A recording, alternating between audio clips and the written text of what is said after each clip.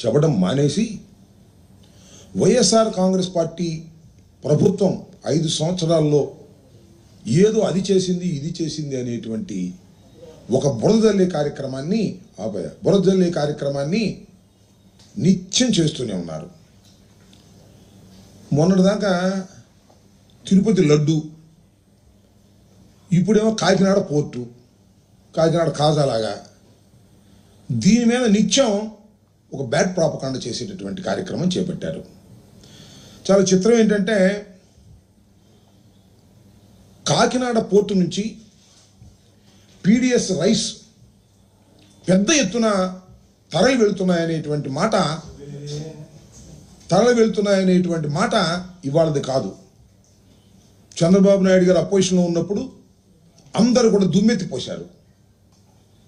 వారి ప్రభుత్వం వచ్చింది, 5 మాసాలు నిన్నాయి.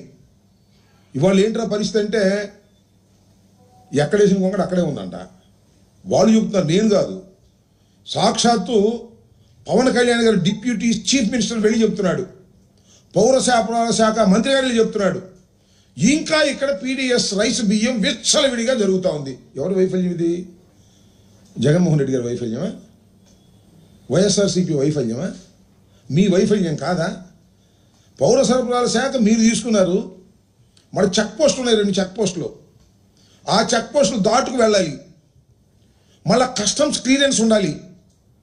అయినా కూడా పీడిఎస్ రైస్ భారీ ఎత్తున ఎగుమతి జరుగుతూ ఉంది ఇతర దేశాలకి అనేటువంటి మాట మీరు మాట్లాడుతున్నారంటే are you not feeling shy? మీకు సిగ్గు అనిపించడం లేదా? ప్రభుత్వం మీకు వచ్చిన తర్వాత కూడా ఇంకా మీరు పీడిఎస్ రైస్ని ఆపలేకపోయారే మీ భాషలో. అదేమంటే అంత పెద్ద పోర్టుకి 20 మంది కానిస్టేబుల్సా? ఎంతమంది పెట్టాలి? పెట్టు, ఒక 2 లక్షల మందిని పెట్టు. ఎవడు కదన్నాడు?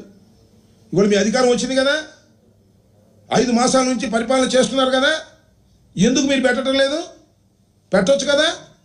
దానికి సమాధానం లేదు.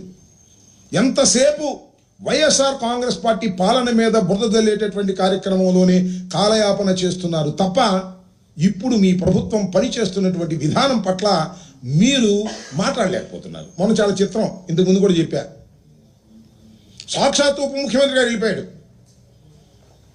రఫ్ సీ ఉంటే బోటులో వెళ్ళిపోయాడు. సీజ్ ది షిప్ అని అంట, సీజ్ చేశారంట. సినిమా డైలాగు నేను కూడా నిజమే అనుకున్నా ఆ రోజు చూసి. తర్వాత చూసింది ఏంటంటే కలెక్టర్ వెళ్ళాడు అంతకుముందు, షాన్ మోహన్ అంట, బుధవారం వెళ్ళాడు. ఆ షిప్ను చూశాడు, లోపలంతా పరిశీలించాడు, దాని మీద యాక్షన్ అన్నాడు. యాక్షన్ అనేది మళ్ళీ ఇల్లు లేదు. ఎందుకు వెళ్ళాడు నాకు అర్థం కాల. కలెక్టర్ వెళ్ళాడు, ఒకసారి పరిశీలన చేశాడు, దానిలో దొంగ బియ్యం ఉందన్నారు, దాన్ని సీజ్ చేయాలన్నారు, అయిపోయింది కదా. మళ్ళీ ఇల్లు ఎందుకు వెళ్ళారు నాకు అర్థం కాల. నాకు మళ్ళీ వెళ్ళి సీజ్ ది షిప్ అన్నాడంట. అదేమో ఫ్రంట్ పేజీలో వీడియోలు గందరగోళాలు సినిమాటిక్లో. నాకు ఇది చూస్తే ఏమనిపిస్తుంది అంటే ఒకసారి కలెక్టర్ చేశాడు, మళ్ళీ ఈ నీళ్ళు మళ్ళీ చేశాడు. నాకు తనికల బర్లీ సినిమా ఒకటి గుర్తుంది నాకు. దానిలో జరగాలి చెల్లి పెళ్ళి మళ్ళీ ఇది తంతు, మళ్ళా సీజ్ చేస్తారా? ఏమైనా అర్థం ఉందా? ఇది పరిపాలన అనేది మీకు పరిపాలన అర్థమైందా? వాట్ ఇస్ ది అడ్మినిస్ట్రేషన్ మీకు తెలుసా? రఫ్సీలోకి మీరు వెళ్ళిపోయారు, వద్దని చాలామంది అన్నారు అనేటువంటి ప్రయత్నాలు కూడా చేశారు.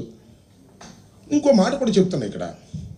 ఇవాళ మన నాదెళ్ల మనోహర్ గారు జనసేన సిద్ధాంతకర్త, ఆయన నేను ప్రెస్ మీట్ పెట్టి ఏదేదో మాట్లాడేటటువంటి ప్రయత్నం చేశాడు. ఏమంటాడంటే ఈ కాకినాడ పోర్ట్ 5 సంవత్సరాల్లో విచ్చలవిడిగా బియ్యాన్ని ఎగుమతి చేశారు, దొంగ బియ్యాన్ని. నేను ఒక మాట ఇక్కడ ప్రజలు కన్ఫ్యూజ్ కాకుండా ఒక మాట చెప్పాలి. మన రాష్ట్రంలో కాకినాడ పోర్టు నుంచి పెద్ద ఎత్తున బియ్యం ఇతర దేశాలకు ఎగుమతి అవుతుంది with the permission of the government. చాలా పెద్ద ఎత్తున మన రాష్ట్రం నుంచే కాదు, బియ్యం ఒరిస్సా, ఛత్తీస్గఢ్, తెలంగాణ, ఇంకా దగ్గరగా ఉన్నటువంటి పోర్టులు లేనటువంటి రైసు పండేటటువంటి ప్రాంతాల నుంచి కూడా బియ్యం వచ్చి ఇక్కడ నుంచి ఎగుమతి అవుతాయి. చాలా పెద్ద ఎత్తున ఎగుమతి అయ్యేటటువంటిది కాకినాడ యాంకరేజ్ పోర్ట్. ఎందుకు ఇక్కడ ఇంత బాగా ఎగుమతి అవుతాయి అంటే యాంకరేజ్ పోర్ట్లో ధరలు తక్కువ.